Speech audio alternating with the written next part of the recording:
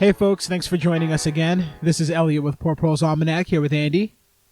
How you doing? You can find us on Spotify, iTunes, and wherever you get your podcasts. And you can find us on Patreon if you'd like to help us cover the costs for hosting the podcasts. Shout out to our recent Patreon subscribers, JareBear205, MJ Wallace, and Sam Gates. Y'all are amazing, and we can't express our gratitude for your contributions. We don't explicitly offer benefits to our Patreon subscribers in terms of limited access or anything like that right now. Knowledge is for everyone. And if we get more money than we need, we will be donating it to a good cause and keep you all in the loop about that. However, we did recently post a one-time episode on prepping for the election, which didn't really belong with any of the series-focused things and isn't something we plan to commonly do, but if you're interested and you're willing to donate, it is on our Patreon right now. Needless to say, while we do enjoy making this content, there's about 20 hours worth of work that goes into each episode, so any support we can get to offset our actual costs, we fully and wholeheartedly appreciate.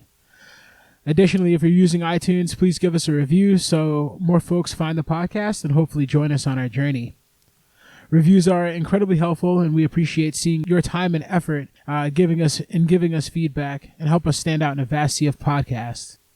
We'd like to think what we're doing is unique and valuable, and our hope is that we can present the current challenges facing the planet in a new light that gives hope and a sense of liberation through understanding how we can individually and collectively make meaningful change.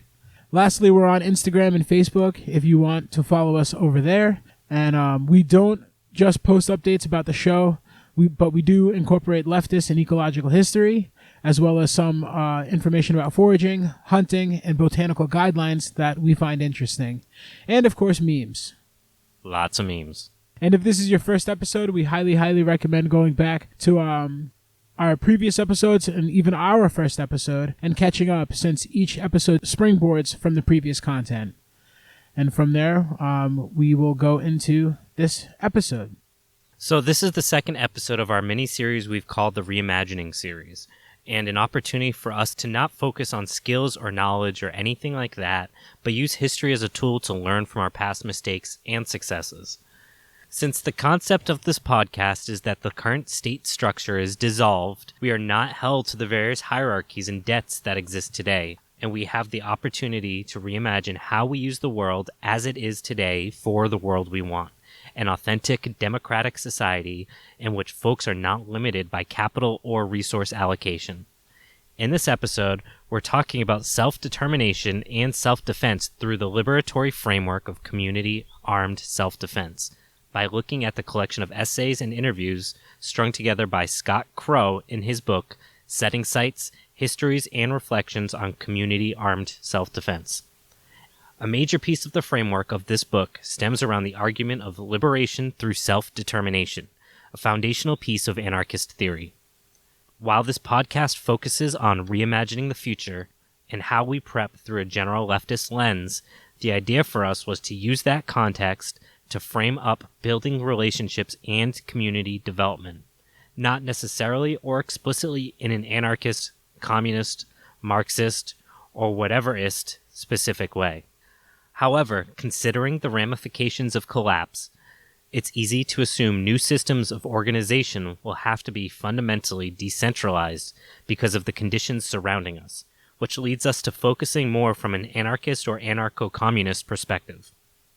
With that out of the way, Scott Crow highlights the conditions that have led to our current state, and I think stands as a guiding light in the dialogue on community self-defense during the various stages of collapse. In the foreword, Scott states that, and I quote, "Liberals have been paying lip service to the concept of community building for the past half-century, all the while purporting to seek its realization through electoral politics and passage of legislation of underwriting assorted federal programs, thus nullifying the prospect of community control. In contrast, anarchists have from time to time actualized something akin to genuine community self-sufficiency in various places, although such efforts have been both situational and transient. On the whole, the Black Panther Party, in its prime, provided a model that was effective, replicable, and potentially sustainable, while the party itself floundered, largely as a result of official repression, but also due to a complex range of factors. The crux of what differentiated the Black Panthers' approach was its appreciation of the link between community self-sufficiency and the capacity to reject the impositions of external forces such as the police, thereby achieving community control of key institutions, creating what Noam Chomsky described as the threat of a good example. Right. So what we're doing here in this episode, just to bring things home a little bit before we dive deep into Scott Crow's book, Setting Sights, we are doing this reimagining series and sort of looking at the current world today through a lens of if this is the end of, we'll say a regression of capitalism, or maybe, I don't want to say the end. I'm not really sure. I do. Well, capitalism is going to need to change if we're going to move forward with it as a system that will remain the status quo. Yeah, I think that the dominant space of capitalism as an economic model is collapsing, and I think the fact that Andrew Yang, who we're going to talk about a bit in the next episode of this miniseries, the fact that he was able to become an actual player in the Democratic Party speaks to the fact that capitalism is in desperate need of saving, if you want it to be saved. Right. With that being said, we're using this reimagining series to sort of take these theories that we are reading about and sort of try to apply them to our current situation now to give us a little bit of perspective on how we can go about moving forward with our current state. Sure. I want to get into what he defines as community armed self-defense, since the idea of this episode is, in this theoretical situation, if there were to be collapse and you were able to organize with folks. Last episode we talked about reimagining how we can develop our cities into spaces that are functional and accessible in a decentralized way. This episode is about how to defend that space, especially if there's no formal government in place. And whether or not you think there should be one, we're going to assume there isn't. And we're going to look towards a lot of anarchist theory to figure out what is our best solution. In Scott's book, he talks about this idea of community armed self-defense as a liberatory opportunity, in that it puts everyone on equal footing. Cops no longer have the ability to brutalize people in the community without retaliation. A gun is an equalizer for oppressed women at the hands of men. Scott Crow defines the term liberatory community armed self-defense to mean the collective group practice of temporarily taking up arms for defensive purposes as part of larger engagements of self-determination in keeping with a liberatory ethics. He points to the Black Panther Party, which was, in quote, engaged in community defense, not only through armed patrols, but also through their survival programs, which opened health clinics and free schools in poor black neighborhoods, otherwise lacking in these services. End quote. For the anarchists listening that have some theory behind them, this concept is nothing new. For you guys that don't have a big background in theory, I highly recommend checking out Slavoj Žižek's analysis of violence. There's a bunch of stuff up on YouTube where he talks about different ideas of unrecognized types of violence, things like structural violence and economic violence, which can and should be responded with organized self-defense, whatever that might mean for your conditions. And anybody who's not going to read up on anarchist theory about violence or anything like that, I'll give you the short view of this story. Is he frames community self-defense as defending people's lives against external forces who are either going to do harm or potentially fatally wound people who are in your community. And I think one of the main distinctions he makes in the book is talking about he will never pick up a gun or even think about using a gun in the act of protecting private property. And I think that's one of the main distinctions that he makes in the book between, being a macho gun owner and somebody who carries a gun every day. He specifically owns his semi-automatic rifle because of his views, and there are people in the world who would like to do him harm, and he's been doxxed by New York Times before, and his address was put out in the newspaper, and he's gotten death threats and things like that. So that's a very real threat for, somebody in his position, and somebody who, might not even be in the spotlight like that, might have a dangerous job, career, or live in a dangerous neighborhood or anything like that. And I think the main point he makes is everybody is entitled to defending themselves. It doesn't matter where you're from. That's just a human right that everybody has. Yeah, and it's interesting that we're recording this now and just the way the news has evolved in the past couple weeks. If we look at what's been going on in Portland, for example, The word anarchist is being thrown around as a synonymous term with chaos, which it isn't. You know that because you're listening to this. But the reality is that as an anarchist, if you identify or are sympathetic with anarchists, you have to acknowledge the fact that both candidates right now running for election have talked about locking up anarchists for their political views, not for anything they've done, but simply for what they believe in. Correct. So that idea of self-defense is very important for us even today, never mind in this scenario. And that's not a marginalized group that people talk about or anything like that, because it is political views. I don't... no one's going to be sympathetic for you because you're an anarchist. Right. Which comes with its own challenges, but also it comes with a great community of people that understand. So, to get back to this text a little bit, Crow explains that liberatory community armed self-defense is different from other forms of armed action because, while temporary, it is organized, and second, it is based in power-sharing and egalitarian principles, which are incorporated into group ethics and culture long before conflict is ever engaged. The liberatory framework is built on anarchist principles of mutual aid, direct action, meaning taking action without waiting on the approval of authorities, solidarity, and community self-determination. The use of arms is only effective for long-term struggle if it is part of a dual power framework, meaning resisting exploitation and oppression while also developing other initiatives towards autonomy and liberation as part of other efforts in self-sufficiency and self-determination. Yeah, so there's a lot of big words in there. I think one of the main ones and the scariest one for us to look at in this hypothetical situation is self-determination. I think that's something that a lot of people typically have to be pushed into a corner before they're willing to risk their lives and potentially take lives in order to defend it. Let's talk a little bit about what this means and kind of bring it back into his ideas and his examples that he gives us in terms of the various essays that he includes in this book. When we talk about things like self-determination, it sounds impending in the sense that there's no sense of authority, which can be frightening if you've always kind of had a framework around you set up. And his argument is that having your ability to defend yourself and your community, to develop it in the way that you see fit, allows folks to have authority in what their life can look like and what their communities can look like. That comes along with ideas like mutual aid, gift economies, direct action, like I said, or like we had said shortly before, the idea of you don't have to answer to somebody in order to do something.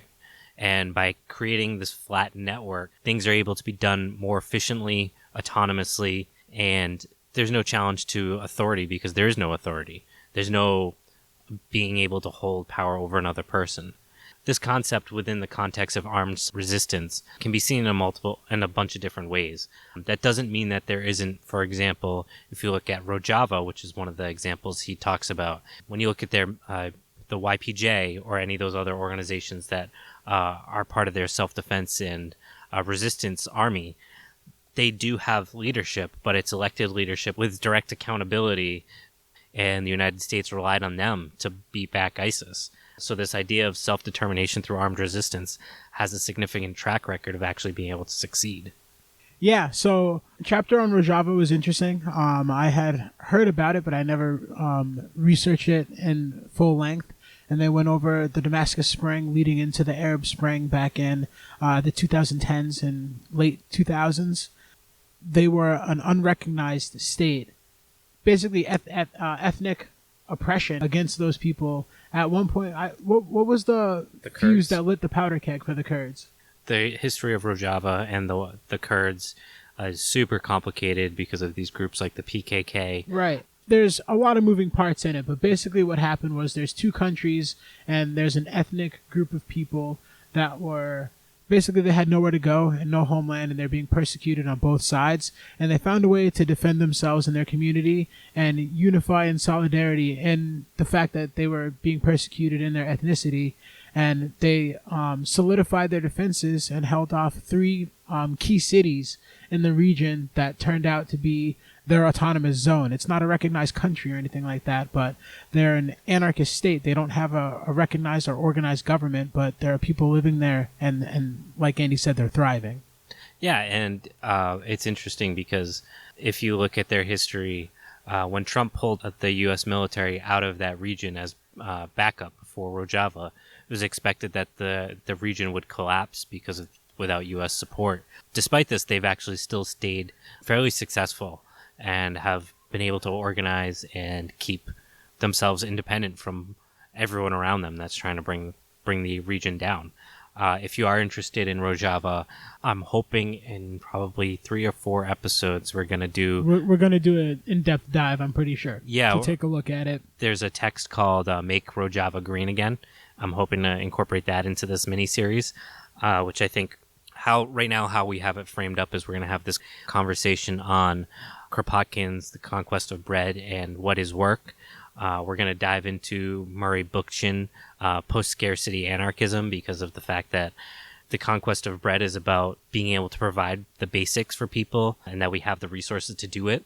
And Murray Bookchin's post-scarcity anarchism is about the fact that we have the technology that scarcity is no longer an issue. And he focuses on ecological anarchism. The Rojava Revolution was based on the PKK leader named Abdullah Öcalan, who was inspired by Murray Bookchin's work and has been the guiding voice in a lot of what's going on in Rojava. So it all does kind of come full circle, and I think we can look at the historical context of anarchist theory as well as how we can reimagine our world and tie all of these things together in some cohesive fashion. This episode is about that community self-defense, so we do have to touch on Rojava. I would like to bring it back to some American examples, starting with the history of Hurricane Katrina. So for those of you guys that are old enough to remember, was something to experience. It also stands as one of the most misunderstood periods in recent American history. Absolutely. In Jay Clark's essay, Three-Way Fight, Revolutionary Anti-Fascism and Armed Self-Defense, Clark dives into the aftermath of Hurricane Katrina to discuss the role of armed self-defense within the context of complete collapse and the lessons we can learn.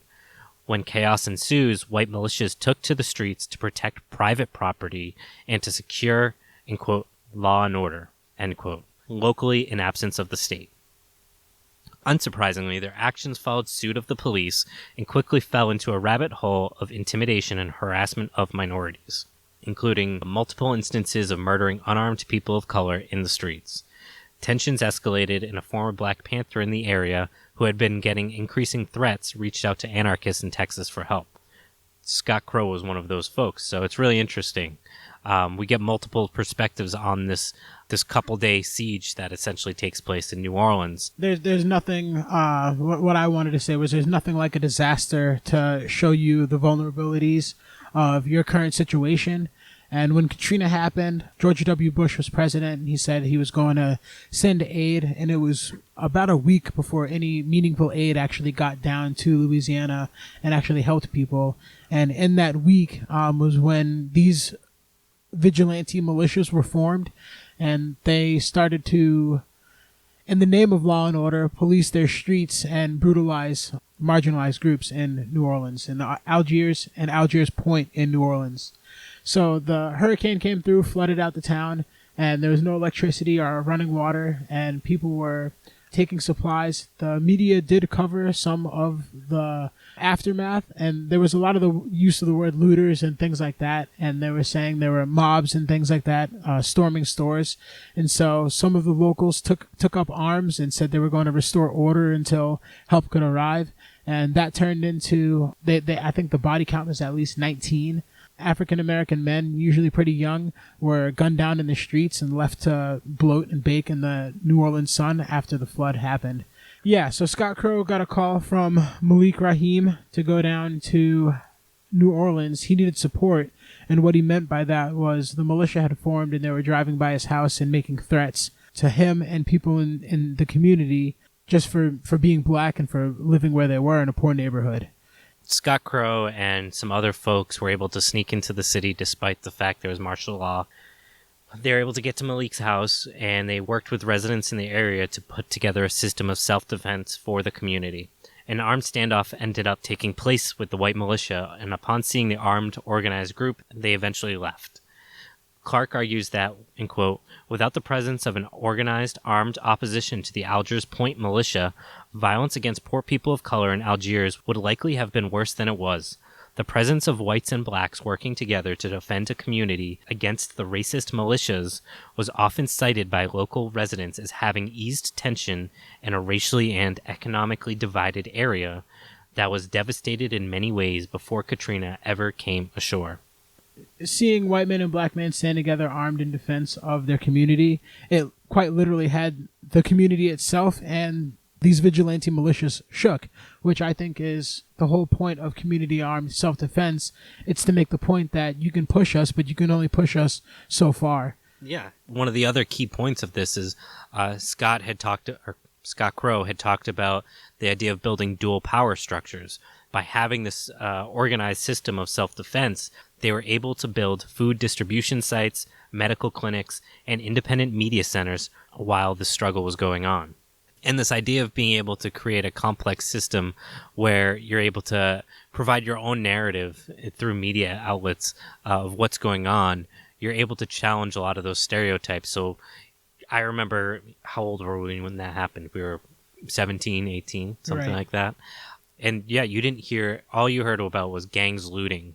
And it was never portrayed as white gangs looting black neighborhoods and things like that. They never talked about the violence. It was all about private property. So they were reporting on, people stealing diapers and baby food to feed their children in I don't the remember aftermath. That. Yeah, I remember. All they had zoomed in on a couple of people who were stealing TVs and stuff, but there was no electricity. That was just people wiling out. Like, there were people who were quite literally trying to survive, who got labeled criminals when they were just trying to do what they needed to do to feed themselves and stay alive. Yeah, I mean, I have like one image like drilled into my head from high school, and watching the footage is like a young black man like walking out of a place in a flood with a TV over his head. Right. And some Nikes or something like that. And that picture circulated on the internet. Yeah. With, I remember, red circles around the products that was being taken, and that was, one individual out of a city that was decimated. Yeah, and honestly, like, who fucking cares? They have insurance. And like, also, the companies that he's stealing from, over the course of the time that those companies have been in those communities, have stolen more than that guy or that community could ever steal out of that one store. If you think about the businesses that major corporations have put out, the fact that they pay starvation wages, all of these different things. I couldn't care less if anybody got away with a free TV in the aftermath of a hurricane that quite literally leveled one of the best historical cities that our nation has to offer.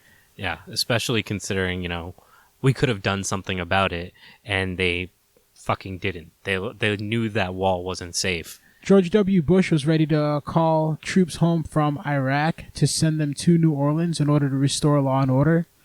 He did have a quote in the news saying that. He was on TV saying that. And that alone, looking back on it, when I read that in Setting Sights, I didn't remember it at the time when it happened. But looking back on it in Setting Sights, when Scott Crow brings it back up, it kind of sent a shiver down my spine, because I could see in an event like that happening now, our current president saying something like that. So I'm trying to reimagine a situation where our current government falls short yet again to provide support and help to the citizens of the nation, and in the event of catastrophe like that. Yeah, and not having to rely on them, so that we don't have to worry about it in a situation like that. A little sidebar here, like, fuck George Bush, because he killed a bunch of people in New Orleans. He's responsible for a bunch of deaths in Iraq. I think he probably has at least 1 million deaths to his name at this point. And right now the media is doing a really impressive job trying to salvage his image and trying to give it this, George cared about us. He wasn't the best, but he did his best and he really cared about America. And fuck that, because they're going to do that to Trump if somehow we make it out of this and things are normal again. You wait 10 years. That's what they'll be doing to Trump. So fuck that. But yeah, anyways, a little side tangent. So that was a little bit about that. At least that's the historical context of Malik's story. What was really interesting is that the text actually has multiple perspectives on what happens with Malik's history during this time. So we have another person that wrote an essay called On Violence. In the essay, we're able to experience the struggle for self-determination in the aftermath of collapse through the perspective of one of the anarchists who came to the aid of Malik. And I quote, Malik had reported that in the time since our first arrival, 2 white militias had formed. These vigilantes were barely more than organized lynch mobs made up of drunken fools and racists from Algiers Point, a small, very wealthy, white enclave surrounded by a scattering of poor whites on the edges. The abandoned Algiers Point houses were decorated with hateful and fearful signs. The thin veneer of civil society that kept them from acting out of their most racist tendencies had broken enough for all their hatred to emerge. The line between authorities and thugs blurred, leaving everyone else nowhere to turn. This was unlike anything I knew. I was taking a conceptual framework of armed self-defense into reality with many unknowns and far more danger. Self-defense of our communities, by any means, is our right, whether the Constitution says so or not. People will fight for liberation when the boot is on their neck, not when governments give permission. In a situation like this, where your human rights are being violated, how far are you willing to let an oppressor go or an antagonizer go before you're willing to say, enough, I'm drawing the line here and you can't go any further? Yeah, and I think also this highlights a couple things that we really haven't talked about so much in this show, but the dynamics of what happens in collapse in terms of tribalism. You know, we like to think in America, or not even in America, we like to think right now with what's going on with Trump, oh, it's just poor racist white guys out in Appalachia or whatever. And what we're actually seeing when we look at the demographic data is that middle-class white America supports him just as much, if not more, than those poor white Appalachia folk that have no education. Generally, when folks talk about liberals are the ones that will let us slide into fascism because of their fear of challenging their middle-class disposition, this is what generally we're talking about. When Malcolm X talked about how he learned after time and time again failures of the white moderate, he was talking about liberals that, would give lip service and drain down the energy of organized movements with the idea of we're going to do everything but actually make change.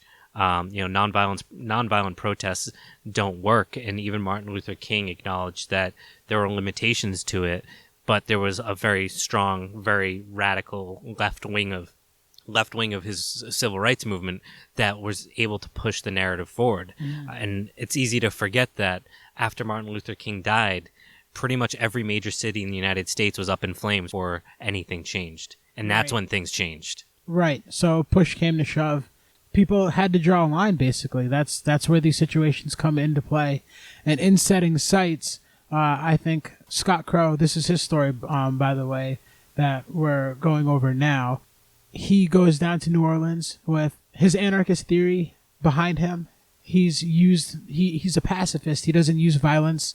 There was one instance earlier in his life where he used violence, where he had to defend his mother from his father who had been beating her. That was the only time he had ever been ready to do violence, and it kind of had him shook. So this story, moving on later in his life, he went through trials and tribulations that made him realize being armed might be the best course of action for him to protect himself. And in this situation, he was right. So he goes down to New Orleans to help Malik Rahim when he got a phone call in the middle of the night. After he had been there earlier the week, he had gone to New Orleans to go search for a friend who had been missing for 3 days, and he had no luck, and he returned home to Austin, Texas, and he gets a call when he's home from Malik Rahim to come down and help him. He needs support because there's vigilantes roaming around, gunning down black people in the streets in broad daylight and especially at night. He gives us, I think, 3 perspectives on this same incident in New Orleans, and one of them, one of the writers, his parents were Black Panthers, so he was very familiar and intimate with the workings of how the Black Panthers organized. Part of their development of those dual power structures was based on Black Panther practices with setting up those food clinics and things like that. So he he was able to develop those systems, and they were extremely successful, proving that the models were able to work independent of the historical conditions that the Black Panthers had worked within, suggesting that those autonomous zones of creating food and healthcare and all of these different things that people need can work anywhere. And this brings us back to that idea of how we want to re-envision community self-defense, because we have these time-tested examples that have been able to work in various situations. I think that especially this Hurricane Katrina example is particularly useful for us to think about, because of the fact that when we talk about a collapse, if it's the Trump election or if it's climate change or the United States just starts to falter from a myriad of other things, it's not going to be a simple civil war in the sense of what happened in the 1850s. We're looking at urban versus rural, divisions within cities. What will probably happen will be far closer to what we saw in Ireland, in the sense that there'll be targeted attacks and things like that, and eventually government will lose its control over certain areas. Right. And so basically what will happen is the state will not recognize any sort of dissent or insurgency as having any legitimacy, and so it turns any sort of response into a criminal act. Basically, it's assuming that when the state wins, they're going to put you in jail for it or to death for it for your insurrection. Yeah. So how do we organize in order to self-defend in these types of scenarios? And it comes down to this concept that individuals have the right to arm themselves. They have to understand how to arm themselves and what that means. And we have to respect the autonomy and authority of every individual within that organization or that group of people that have chosen to be a part of this group, whatever you want to call it, commune, you name it. So in a lot of groups, and in one of the essays, Trial by Fire, that's in this collection, we see that they talk heavily about the necessity of folks to not just get trained in firearms use, but additionally nonviolent conflict resolution and feminist theory before they're allowed to touch a gun. The idea being that the gun should be your last resort, and we are not cops. We're not going to shoot you for no reason. It's not about authority or power. It's about community self-defense. So Trial by Fire goes over the concept of having about 6 months of training. Basically, it's 6 months of police training before you can even touch or train to use a firearm. And basically, essentially, what it's doing is turning everybody into a police officer so that we don't need the police. Everybody has the same training and is on the same page. And has the same rights. Has the same rights and the same authority to use their firearms. So that means when push comes to shove, if you're justified, which, you know, in the community sense, you would be, understanding that a firearm is the last line of defense or last resort to solving a problem or in a situation, you're eliminating the need for a third party to show up and take care of the situation. And it further eliminates challenges of bias. American policing is unique in the sense that it's uniquely fucked. We have police officers that are not residents of communities, that don't reflect the needs of the communities, that don't reflect the diversity of communities, that don't have any accountability. And obviously, chances are you know this. I'm not really saying anything new. But it's important to really articulate why community self-defense operates in a different manner than an armed force that's put in place to reflect arbitrary laws that have been made up. This collection of essays, I highly recommend it. It's really interesting in terms of different perspectives. We didn't even talk about like half of the essays at this point. Yeah. Let's try one more before we run out of time here. Sure. Do you want to talk about the Oka crisis? Because I feel like that was pretty cool. That was an awesome example, but only because it worked and it was a huge win. And I definitely want to go over it. So Do you want to set it up? How about you? Because you read it more recently. So the Oka crisis is set in Canada and the territory of Quebec, and it's two Mohawk territories that came under attack by the state. Basically, one of them, they wanted to establish private property. They were trying to set up condos and a golf course on a reservation for the Mohawk tribe. And another one, they had just moved in because it had become a fallback point for the Mohawk who were resisting the expansion of the private property. And so what had happened was the Mohawks, push came to shove, the Mohawks were told that they needed to vacate the reservation, and they made a final stand. They barricaded the road into the reservation and squatted on the land, and also in another local city, they barricaded a main bridge into and out of the city, trying to raise awareness to the situation as to what was going on. And they eventually called for help from a couple of their allied tribes, and they were only able to send over about 100 soldiers once the things got into the thick of it, but it was up to the Mohawk people to defend their land and their right to it. When the government came and basically said, you've been here long enough, even though you're indigenous, we're going to displace you once again. It's really interesting because they do in this example, they use a diversity of tactics from stalling things through planned, organized destruction, as well as organized self-defense and publicity efforts. Right. So this takes place on the reservation in the 1990s in Quebec. And they were able to, they did take up arms, but it wasn't their first line of defense against the aggression. They were able to build barricades and trenches around their positions, and they set up defensive positions so that it forced the state to go on the offensive in order to show their aggression as to what they were doing. Now, at the time in the 1990s, the media was in full control of the state, so the police showed up, and the Royal Mounted Police, when they finally got involved, they were able to feed one-sided information or misinform the media as to what was happening in the situation, and the Mohawks weren't able to actually, say their piece and even get their demands to be heard by the public. They were only in negotiations with the state, who were not listening. They were only trying to show further aggression.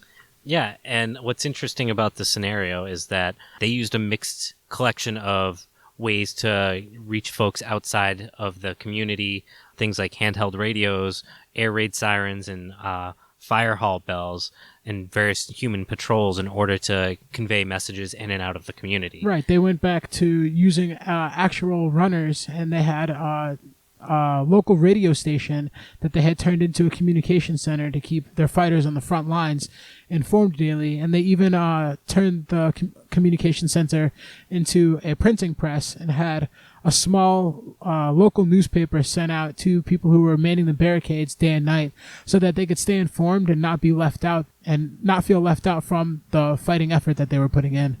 Yeah. And further, what's interesting and particularly brings us back to this idea of armed self-defense. The Canadian police force attempted to disperse the protesters using things like tear gas and concussion grenades, and the Mohawk just fired right back. There was a giant shootout for 15 minutes, and that's what forced the police to step back and give up their ground to the Mohawks, which allowed them to build their barricades, trenches, but to the point they did not fire at the police. They only used suppressive fire when the police had fired upon them with live rounds. They actually used the butts of their guns and actually fought hand to hand with the police. Again, the guns were a last resort. They showed arms to show that they were serious and that the police couldn't just gun them down, and it forced them to actually fight. So there was fighting. I think in a few of the confrontations, I think the numbers were 75 wounded Mohawk fighters.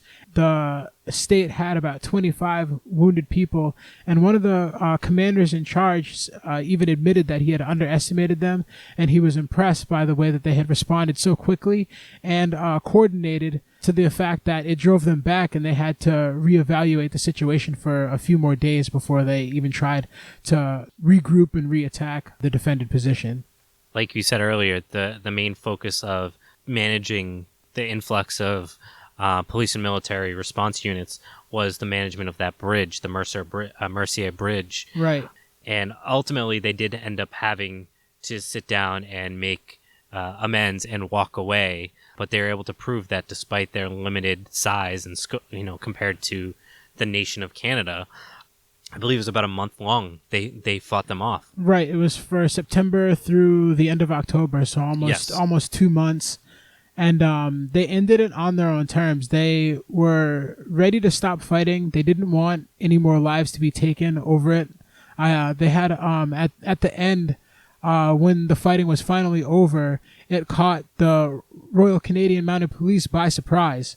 The Mohawk warriors had agreed. They had a meeting. They had a powwow, and they had a powwow and sat down and agreed to not fight anymore. And they had a ceremonial fire, and they quite literally burned all of their weapons and disarmed themselves and walked out to the Royal Canadian Mounted Police, who were caught off guard and attempted to arrest some of the warriors who were surrendering, who they did fight back and escaped to local safety in the nearby town where they had safe haven.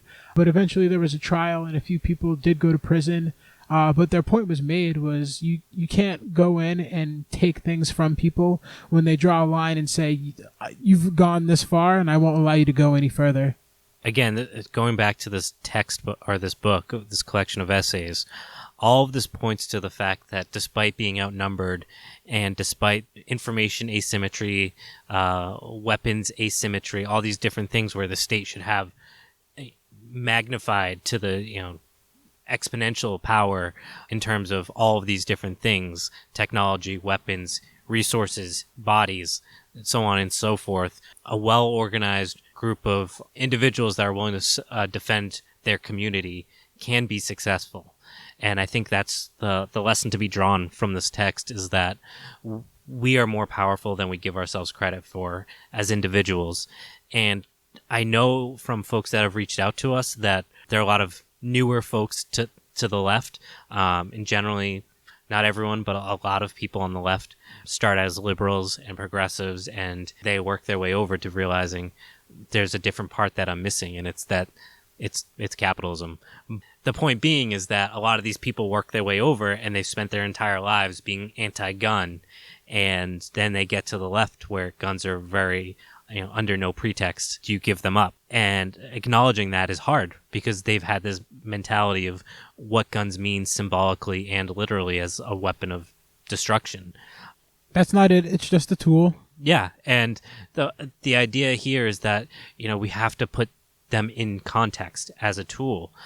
Without them, our human rights would be, I can't even imagine where we would be without the ability to self-defend as communities. If John Brown didn't have guns, then would the Civil War have happened when it did? Would it have been 20, 30, 40, 50 years later? And if so, how many hundreds of thousands of lives would have died because of refusing to take up arms? Right. I think that brings us back to this idea of, with this whole podcast, the idea is what happens when the state fails? What happens when collapse happens? And we're prepared for it. Part of that preparation is understanding what organized self-defense is, so that when communities spring up with you and your neighbors and the folks that you care about, that you're able to defend yourself from those groups, especially if you're a marginalized person. That can be challenging to accept, and that goes back to that idea of liberation.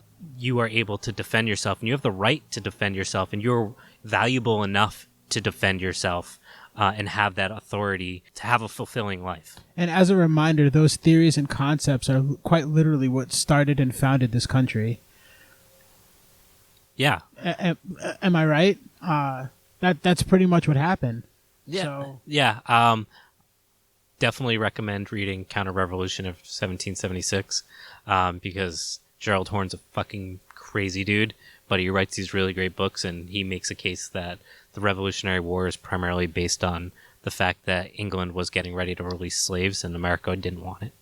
So they fought a war to keep slavery in the country for another 80 years. Yeah, I could see that. So I think I have a copy. I can probably give it to you if you're interested. You've given me so many books to read that I need another set of eyes. So how about we take this one book at a time? Because I can literally only read one at a time. You're making this so difficult for me. I think you are. You're doing a great job editing. Andy does a lot of work editing. I just sit over here and babble and look pretty. Someone's got to look pretty. I know. You're not doing a great job.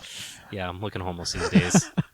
So Did we cover everything? I feel like I think so. it's hard to wrap it up. We've Yeah. kind of gone all over the place, but again, we're doing a reimagining series, and the concept is the last episode we did going over small, gritty, and green was setting up communities in a way that will allow you to support yourself with food security and make it so that you don't have to rely on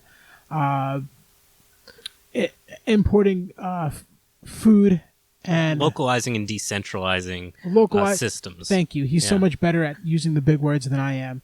And I have a college degree, but drinking kind of negated all of that.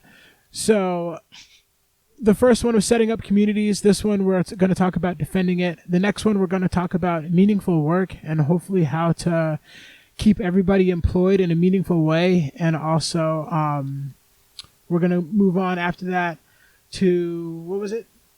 I've got a couple ideas. We got an outline. We're not just winging it, I promise you. Yeah, mostly. So hopefully you guys found this interesting. Setting Sights, the editor is Scott Crow. It's a fantastic book. As a leftist, especially if you're uncomfortable with guns, you didn't grow up with guns, this is definitely a book you want to read. And it's a lot better reason for the reason to use a gun and the reason to get one just in case, rather than, I'm afraid for my life, which is the excuse that the police are using to gun down citizens in the street. They fear for their lives. I think he puts into perspective how afraid you are or would have to be for your life in order for you to think about using a gun in order to preserve it. So I highly recommend it. Setting Sights, Scott Crow. It was a good read. It opened my eyes to a lot. And like I said, or like Andy said, it's historical examples that we can use in a lens to help reimagine our current situation and find a better way forward for everyone, a safer way forward for everyone. Yeah. So hopefully you learned a few things. Hopefully you enjoyed this. This is the second episode of this mini-series. We'll definitely be back shortly. We've got a bunch of content that's recorded and needs to get edited, and a bunch more content we're getting ready to release. If you like Kropotkin, we're going to be talking about him next. So we'll see you then. Smoke weed every day. Peace. Bye.